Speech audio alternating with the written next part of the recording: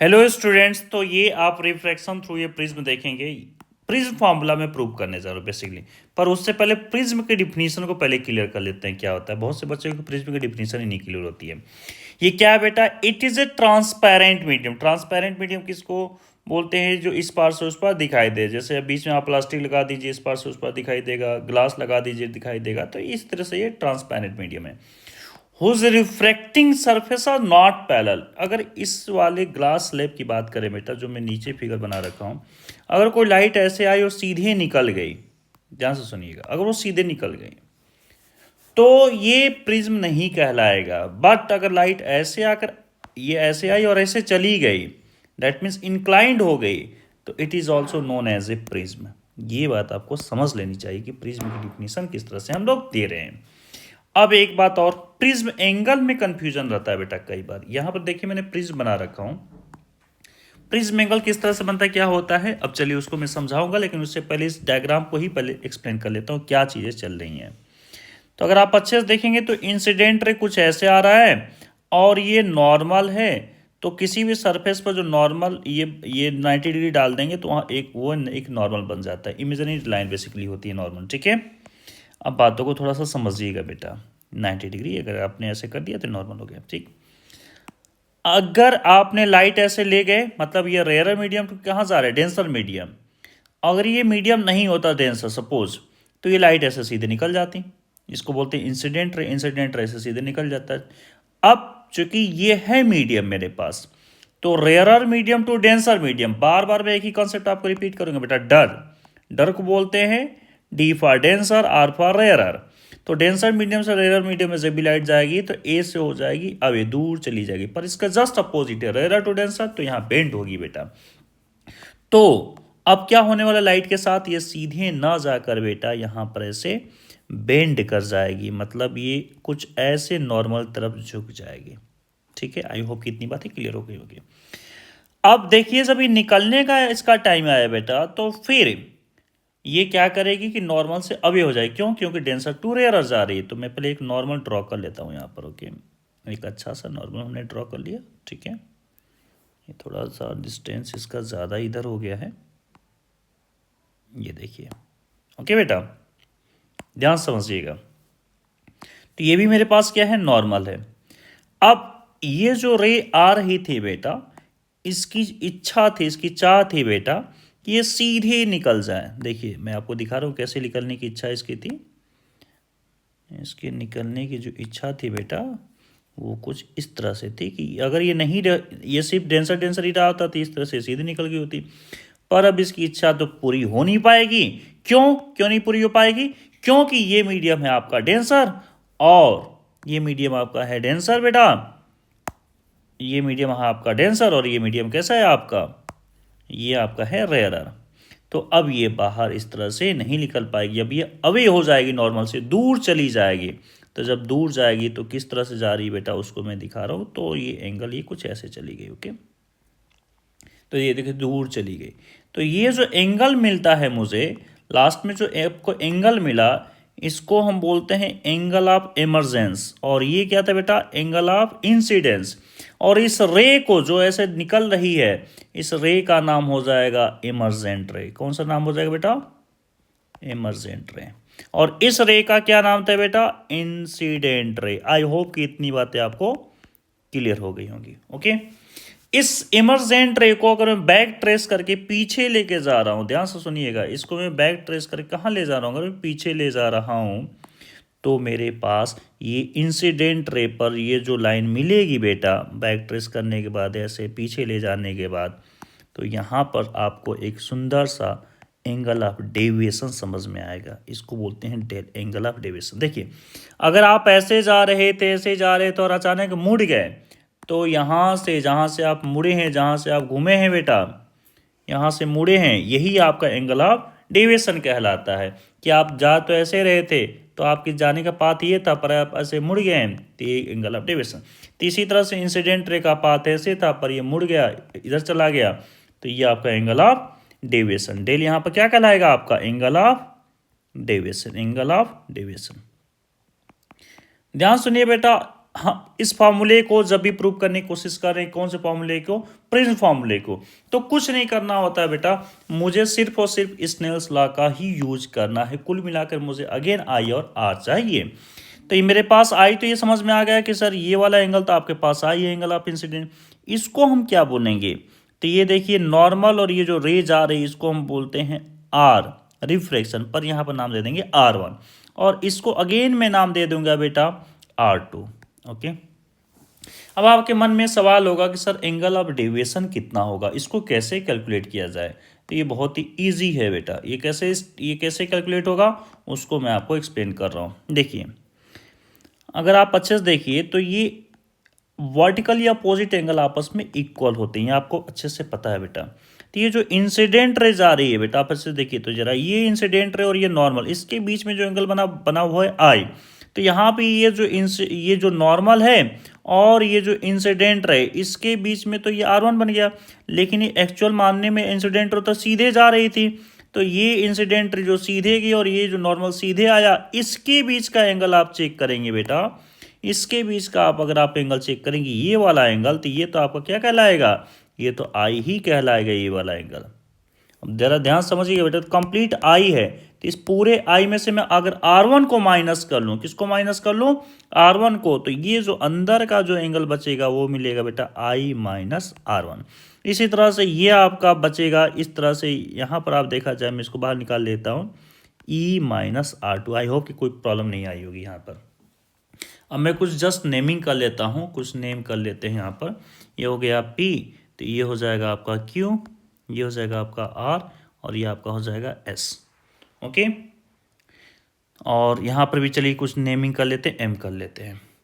तो सबसे पहले मैं एंगल ऑफ डेविएशन को कैलकुलेट करना चाहूँगा। सबसे पहले एंगल ऑफ डेविएशन को मैं फाइंड आउट करना चाहूँगा, तो क्या होगा मैं आपको यहीं पर लिख के दिखा देता हूँ।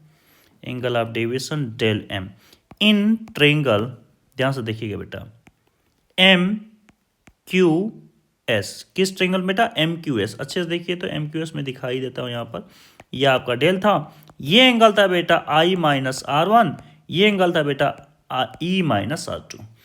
तो ये अगर आप अच्छे से देखें बेटा, तो ये और ये दोनों ही एंगल, ये कैसे एंगल है, इंटीरियर एंगल, और ये कैसे एंगल है, एक्सटीरियर एंगल है। तो exterior angle always equal to the sum of interior angle, that means I minus R1 plus E minus R2। Okay, I hope कि यहां तक बातें सभी कुछ क्लियर हो गई होंगी। अब दूसरी बात, यहां पर आप थोड़ा इसको पहले सजा लेते हैं ना, I प्लस E माइनस को कॉमन ले लीजिए, तो हो जाएगा R1 plus R2, R1 plus R2। Okay, ठीक है जी, बहुत अच्छा। अब इस छोटे वाले ट्रायंगल को जरा आप देखिए तो QRS, इसको देखिए, इस वाले ट्रायंगल को आप चेक कर पा रहे हो QRS। तो ये टोटल बेटा, अगर यहाँ पर मैं एज्यूम कर लूँ, सपोज कुछ टाइम के लिए मैं एज्यूम कर लूँ कि अगर ये x हो गया, तो x plus R1 plus R2 equal हो जाएगा 180।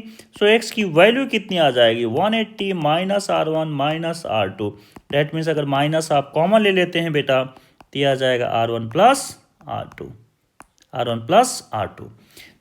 अब ये हो जाएगा आपका x। तो कुल मिलाकर मैं इस x की जगह पर क्या लिख सकता हूँ, मैं x की जगह पर यहाँ पर लिख सकता हूँ, अच्छे से देखिएगा, 180, x की जगह पर लिख लूँगा मैं 180 माइनस R1 प्लस R2। क्या मैं ऐसा लिख सकता हूँ, बिल्कुल लिख सकते हैं सर, इसमें कोई प्रॉब्लम नहीं है। अच्छा जी, अब एक कहानी और, कि एंगल ऑफ प्रिज्म किसको बोलेंगे सर। तो देखिए, ये इस वाले सरफेस पर इंसिडेंट रे गिरा है और इस वाले सरफेस से लाइट बाहर निकली है, तो जिन दो सरफेस के बीच में लाइट आई और गई है, यही एंगल के बीच का नाम कहलाता है एंगल ऑफ प्रिज्म, जिसको मैं ए से डिनोट कर रहा हूँ। किससे डिनोट करूंगा बेटा, ए से। आई होप कि इतनी बातें क्लियर होंगी। सो अब मैं बात कर लेता हूँ बेटा इन क्वाड्रिलेटरल, कौन से क्वाड्रिलेटरल की बात कर रहा हूँ बेटा, जरा गौर से आप देखिएगा, PQRS, PQRS क्वाड्रिलेटरल की बात करते हैं। तो किसी क्वाड्रिलेटरल के जब सभी एंगल को सम करेंगे, इधर जरा एक चीज़ और देख लीजिए, ये बेटा नॉर्मल है तो 90 डिग्री होगा, ये भी नॉर्मल है तो ये भी 90 डिग्री होगा। ओके, तो यहाँ बात कर लेते हैं बेटा angle A plus 90 degree plus 180 minus R1 plus R2 plus 90 equal हो जाएगा, अगर ये क्वाड्रेटरल है तो 360 की इक्वल होगा बेटा। चलिए सर ये तो समझ में आ गया। 90 प्लस 90 180 प्लस 180 360, और ये 360 से 360 कैंसिल आउट हो गया। दैट मीन्स एंगल ए जो आ जाएगा बेटा वो आपका angle R1 plus angle R2 के इक्वल हो जाएगा। आई होप कि ये बात भी आपको अंडरस्टूड हो गई होगी। चलिए भाई बहुत सुंदर, बहुत अच्छा लगा। अब मैं यहाँ पर डेल की प्लेस पर रख दूं वैल्यू आई plus E minus R1 plus R2 को हमने रख लिया ए। ये बातें आई होप कि आपको क्लियर हो गई होगी। अब यहाँ से कहानी स्टार्ट होती है मिनिमम डेविएशन की। तो एक ग्राफ प्लॉट करके बता दिया जाता है कि एक्सपेरिमेंटली ये चीज़ें हैं, पर मैं इसको अलग तरीके से भी दिखा सकता हूँ बेटा। आइए जरा समझिए तो कैसे देख सकते हैं। इसको मैं √I1 का स्क्वायर लिख सकता हूँ प्लस √E1 का स्क्वायर लिख सकता हूँ, माइनस ए भी लिखा जा सकता है। देखिए मैंने क्या लिख दिया, √I1 का स्क्वायर प्लस √E का स्क्वायर माइनस ए। और भी इसको मैं कुछ लिख सकता हूँ, तो क्या लिख सकता हूँ, I1 का स्क्वायर प्लस √E1 का स्क्वायर प्लस 2 टाइम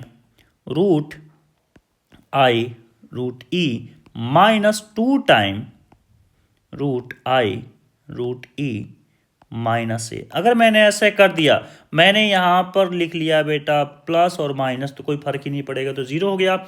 आई का स्क्वायर रूट में कर लिया तो ये तो कट के सिर्फ आई ही है, ये कट के ई है। आई होप कि आपको समझ आ गई होंगी चीज़ें कि मैं क्या कुछ कर रहा हूँ।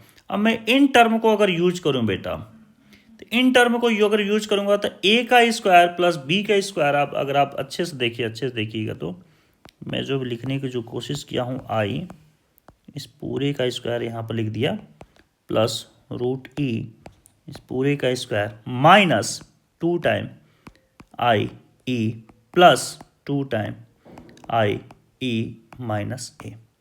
तो इस वाले पूरे टर्म को A square plus B square minus 2ab का जो फॉर्मूला बनता है वो क्या बनता है, वो बन जाएगा बेटा √I माइनस √E का whole square, means a minus B का whole square plus 2 time I/E minus A. अब आप देखिए बेटा, अगर मैं बात करता हूँ मिनिमम डेविएशन की, कम से कम, तो ये कम से कम डेविएशन कब बनेगा, जब ये वाला टर्म I माइनस सी को हम क्या कर लें, जीरो कर ले बेटा। और ये तो जीरो होने से रहा नहीं, ये भी जीरो होगा नहीं, तो लेकिन ये जीरो हो सकता है, ये कम से कम हो सकता है। ये कम से कम कम होगा जब ये इसकी वैल्यू 5 आ जाए, इसकी वैल्यू 5 5 0, तो इसको हम कम से कम इसको जीरो कर सकते हैं, तब ये जीरो की कंडीशन, मिनिमम की कंडीशन बन जाएगी। दैट मीन्स मैं लिख सकता हूँ कि I माइनस ई जो होल स्क्वायर है वो हो जाएगा जीरो। दैट मीन्स लिख सकता हूँ बेटा I इक्वल √E, और दोनों तरफ अगर मैंने रूट को स्क्वायर कर दिया तो ये हो जाएगा I इक्वल E।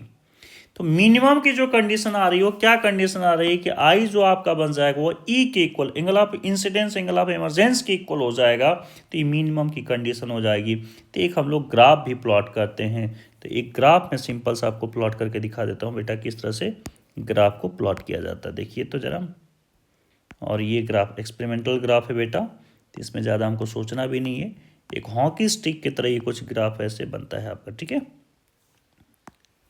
हम जरा देखिए, ये आपकी मिनिमम डेविएशन यहाँ पर जाएगी बेटा, ये है I किसके इक्वल, E की इक्वल, यहाँ पर एंगल ऑफ इंसिडेंस हम देख रहे थे, और ये आपका डेल, और ये डेल मिनिमम हो जाएगा। एक और बात, अगर I E की इक्वल हो जाएगा बेटा तो उससे में R1 भी R2 की इक्वल हो जाएगा। आपको तो पता ही है कि R1 R2 क्या था, जरा एक बच्चे कर लीजिए बेटा, यहाँ पर देख लीजिए, ये था ना आपका R1 R2। तो अगर यही इक्वल हो गया I की इक्वल, तो ये और ये भी आपस में इक्वल हो जाएंगे।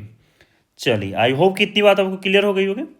अब मैं यहाँ पर रख देता हूँ बेटा, अब ये I/E की इक्वल होगी किसकी कंडीशन थी, मिनिमम डेविएशन की। हमारे पास डेविएशन का फॉर्मूला क्या था, तो del equal I plus E minus A. Del equal क्या था बेटा, ये था बेटा I plus E minus A, और जब ये दोनों इक्वल हो गया सो मैं लिख सकता हूँ I plus I minus A. That means हो जाएगा बेटा 2I माइनस ए। सो यहाँ से I की वैल्यू, अच्छा ये मिनिमम की कंडीशन ध्यान रखिएगा, ये मिनिमम में ही मैं लिख पाऊंगा, तो ए को मैं इधर भेज देता हूँ, तो माइनस का ए प्लस हो जाएगा। सो I की वैल्यू कितनी आ जाएगी बेटा, तो आ जाएगी del m plus A by 2, ये आपके पास I आ जाएगा। अच्छा एक और बात, ए की वैल्यू कितनी थी, ऊपर में कैलकुलेट किया था R1 प्लस R2, तो ये दोनों ही R बी इक्वल हो जाएंगे R1 R2 के इक्वल हो जाएगा, और इसको मैं R के इक्वल कर लिया, इसको मैं किसके इक्वल कर लिया, R के, सी हो जाएगा 2R इक्वल ए। सो यहाँ R की वैल्यू कितनी आएगी बेटा, A/2। मैं I और R के पीछे क्यों लगा था, क्योंकि अगर मैं स्नेल्स लॉ से देखूं सो n इक्वल होता है बेटा sine I upon sine R, sine I upon sine R। तो यहाँ से I की वैल्यू मैं रख रहता हूँ बेटा, क्या रखूंगा बेटा, तो ये मैं रख सकता हूँ डेल m प्लस A/2। आप देख सकते हैं यहाँ पर ये वैल्यू है आपके पास I की, तो मैं रख लेता हूँ बेटा, यहाँ पर क्या रखूँगा मैं, यहाँ पर लिखूँगा मैं डेल m प्लस A/2। ये मेरे पास I की वैल्यू आ गई, और R की वैल्यू यहाँ पर जस्ट नीचे ही थी A/2। तो ये मेरे पास फाइनली जो प्रूव हो गया वो क्या प्रूव हो गया बेटा, प्रिज्म फार्मूला। आई होप कि आप इसको एंजॉय किए होंगे, अंडरस्टूड हुआ हो गया होगा बेटा प्रिज्म फार्मूला। कोई भी कंफ्यूजन, कोई भी डाउट है, आप चाहें तो स्क्रीनशॉट भी ले सकते हैं। तो आप इसको प्लीज़ बेझिझक करके कमेंट में लिख कर बताइए कि सर यहाँ पर इस वाले बात पर मुझे कंफ्यूजन है या डाउट है, तो मैं उसको दोबारा